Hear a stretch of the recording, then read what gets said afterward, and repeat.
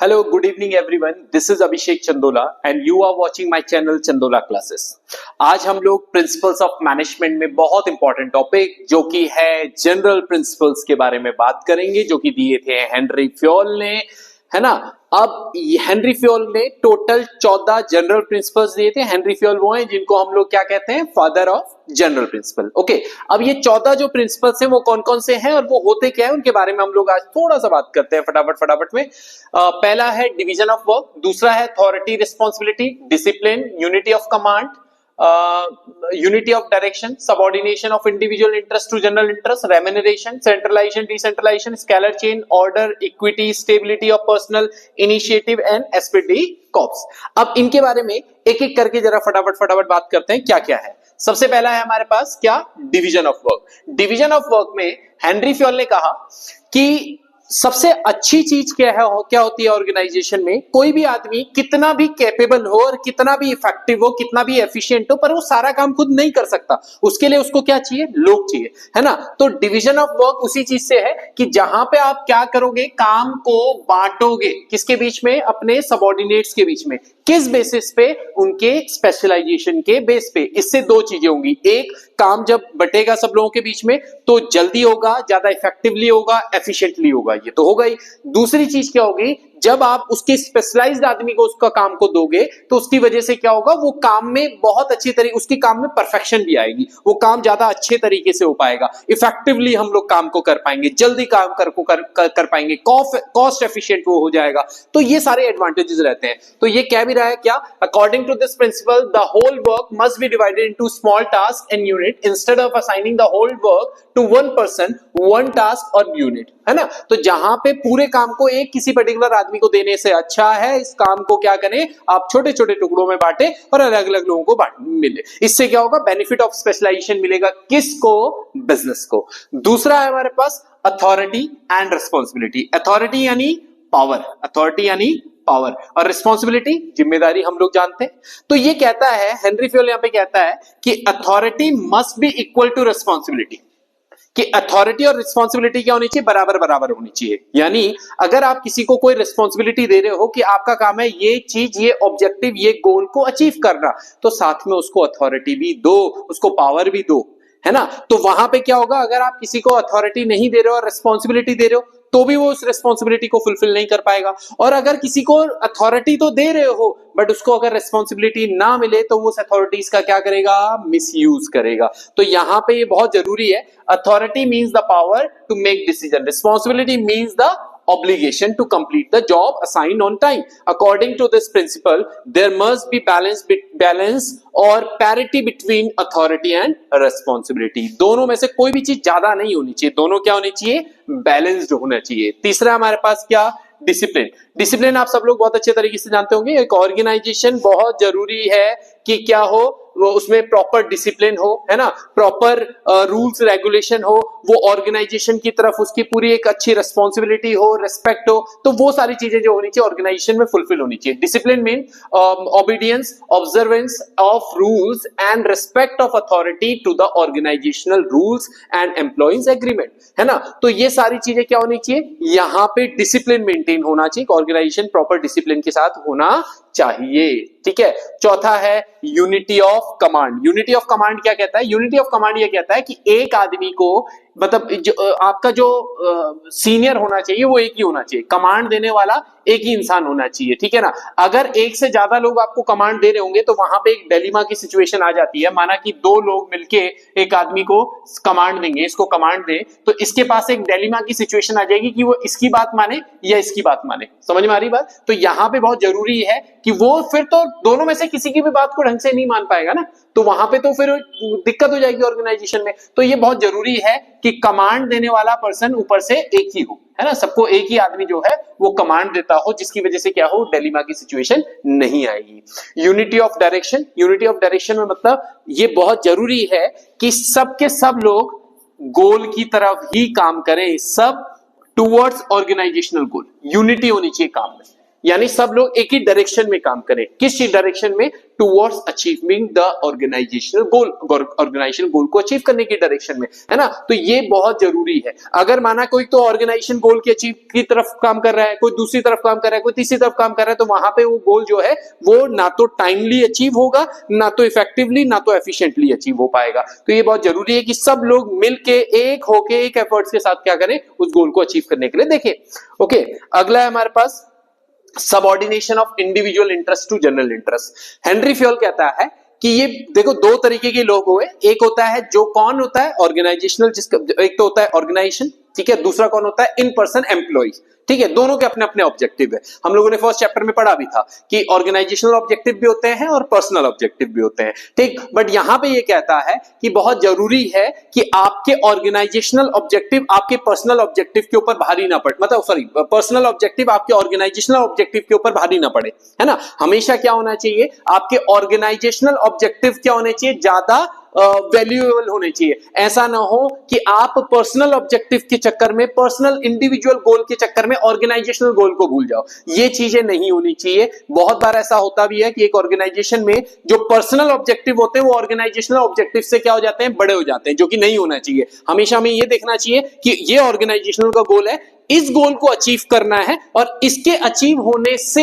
हमारे personal objective fulfil होंगे। इस चीज को हमें देखना चाहिए, ना कि इस चीज पे कि हमारे गोल्स ज्यादा बड़े हो जाएं, किससे, ऑर्गेनाइजेशनल गोल से। ओके, उसके बाद है हमारे पास remuneration of employ. Remuneration of employees क्या होता है? रेम्यूनरेशन हम सब लोग समझते हैं, रेम्यूनरेशन मतलब हर एम्प्लॉय को मिलने वाला पैसा, ठीक। तो रेम्यूनरेशन जो होना चाहिए वो फेयर होना चाहिए, फेयर रेम्यूनरेशन। फेयर मतलब ना तो बहुत ज्यादा होगा तो ऑर्गेनाइजेशन की पेइंग कैपेसिटी से बाहर हो जाएगा, ऑर्गेनाइजेशन उसको पे नहीं कर पाएगा, वहां पे ऑर्गेनाइजेशन को लॉस होगा। ऐसा भी नहीं होना चाहिए, और इतना कम भी नहीं होना चाहिए कि आपका एम्प्लॉय जो है वो मतलब डिमोटिवेटेड होकर काम करे, वो प्रॉपर मोटिवेशन के साथ ना काम करे। आपका रेम्यूनरेशन इतना होना चाहिए कि आपका एम्प्लॉय जो है वो मोटिवेशन के साथ काम भी कर सके और आपकी एफोर्डेबिलिटी पर वो रेम्यूनरेशन हो भी। ये सारी चीजें।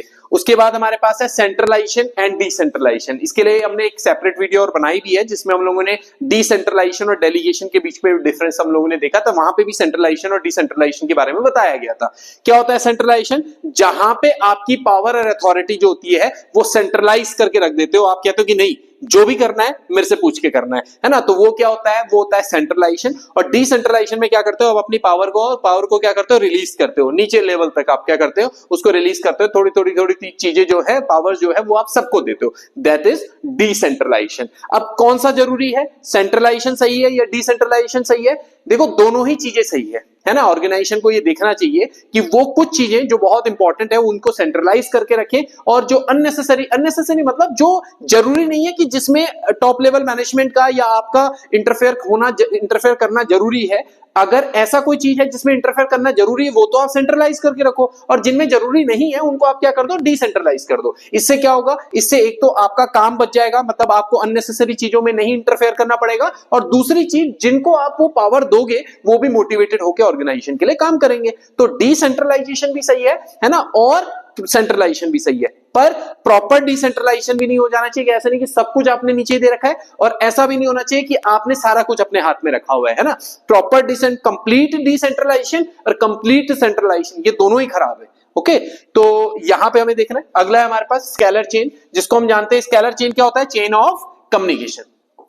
चेन ऑफ कम्युनिकेशन यहां पे ये कुछ इस तरीके का है, ठीक। ये कहता है कि एक ऑर्गेनाइजेशन में अगर आपको कम्युनिकेट करना है तो आपको प्रॉपर चेन ऑफ कम्युनिकेशन को क्या करना पड़ेगा, फॉलो करना पड़ेगा। चेन ऑफ कम्युनिकेशन मतलब अगर इस बंदे को ये ABCD है, अब A को अगर C से कम्युनिकेट करना है तो वो पहले B से कम्युनिकेट करेगा, फिर जाके C से कम्युनिकेट करना करेगा। या A को अगर D से कम्युनिकेट करना है तो वो पहले A से B में, B से C में, C से जाएगा किसमें, D पे। This is called the scalar chain, जहां पे एक आप फॉर्मल चेन ऑफ कम्युनिकेशन को फॉलो करते हो, है ना, और प्रॉपर अथॉरिटीज को फॉलो करते हुए क्या करते हैं, कम्युनिकेट करते हैं। एक प्रॉपर प्रोटोकॉल्स को फॉलो करते हुए आप कम्युनिकेट करते हैं। बट यहां पे हेनरी फ्योल कहता है कि अगर आपको कभी बहुत जरूरी है कम्युनिकेट करना, बहुत अर्जेंट आपको कम्युनिकेट करना है, तो आप डायरेक्टली क्या कर सकते हो, सेम लेवल पे कम्युनिकेट कर सकते हो। आप डायरेक्टली क्या कर सकते हैं, सेम लेवल पे कम्युनिकेट कर सकते हैं। ओके, और इसको जिस प्रोसेस के थ्रू आप इसको कम्युनिकेट करेंगे उसको हम बोलते हैं गैंग प्लैंक। उसको हम क्या बोलते हैं, गैंग प्लैंक। ठीक है ना। गैंग प्लैंक क्या होता है कि जहां पे आप सेम लेवल पे क्या कर सकते हो, कम्युनिकेट कर सकते हो, है ना। यानी ये जो चेन है उसको आप उस टाइम के लिए ब्रेक कर सकते हो। पर हेनरी फ्योल ने ये भी बोला कि ये जब बहुत जरूरी हो तभी किया जाना चाहिए, नॉर्मल कोर्स ऑफ एक्शन में आप ये चीजें नहीं करेंगे। ओके, तो दिस इज स्केलर चेन। उसके बाद अगला है हमारे पास 10वां है ऑर्डर।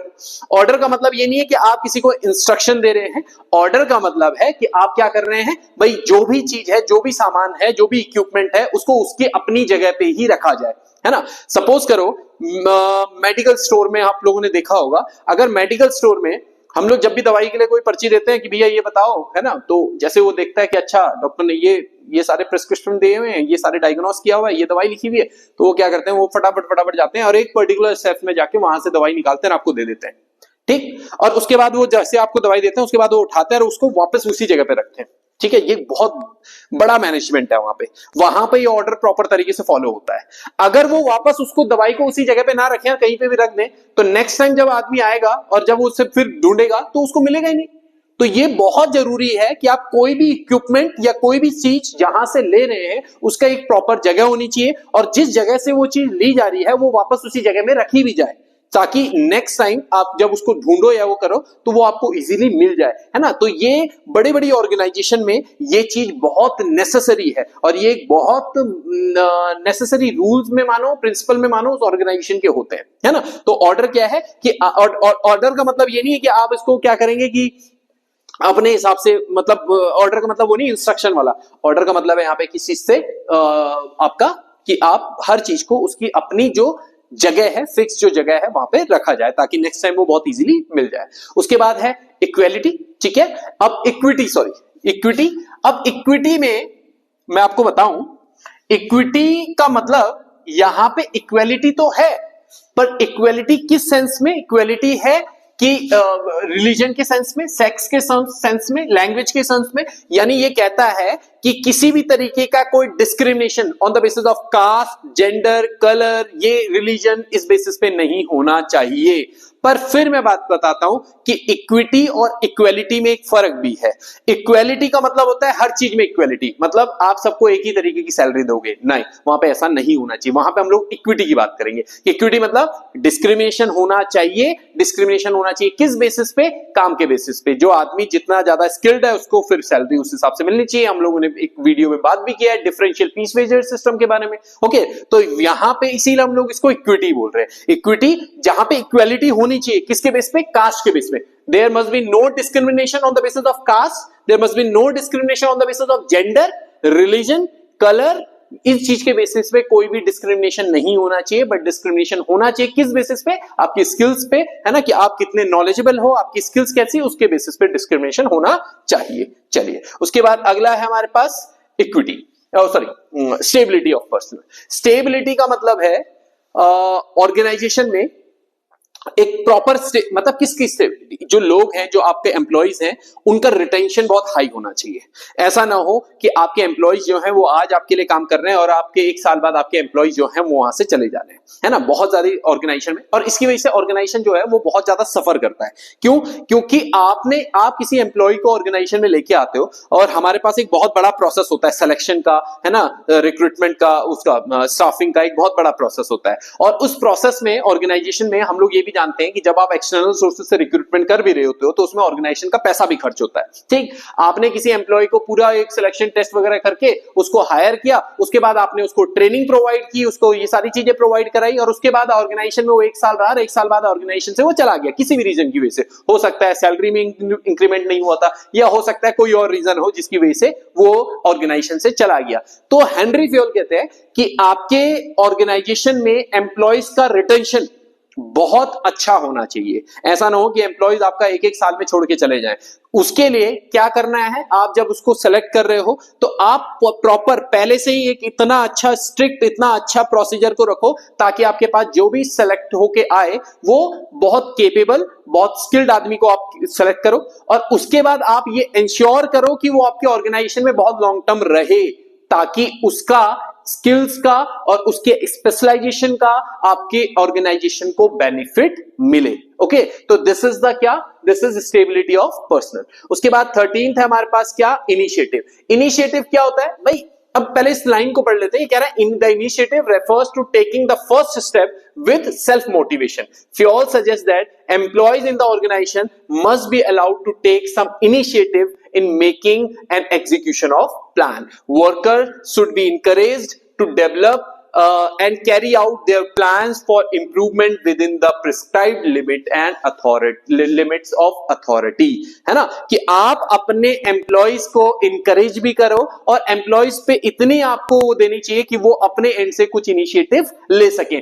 ऐसा नहीं होना चाहिए, आपको उनको प्लान बाउंड नहीं करना चाहिए कि भाई यही चीज होनी चाहिए, है ना। तो वहां पे क्या होनी चाहिए, इनिशिएटिव होना चाहिए। किसके अमंग एम्प्लॉइज के बीच में क्या होना चाहिए, इनिशिएटिव की फीलिंग है ना, वो आप डेवलप भी करो और वो सारी चीजें को इंश्योर भी करना चाहिए। उसके बाद अगला है स्पिरिट डी कॉर्प्स।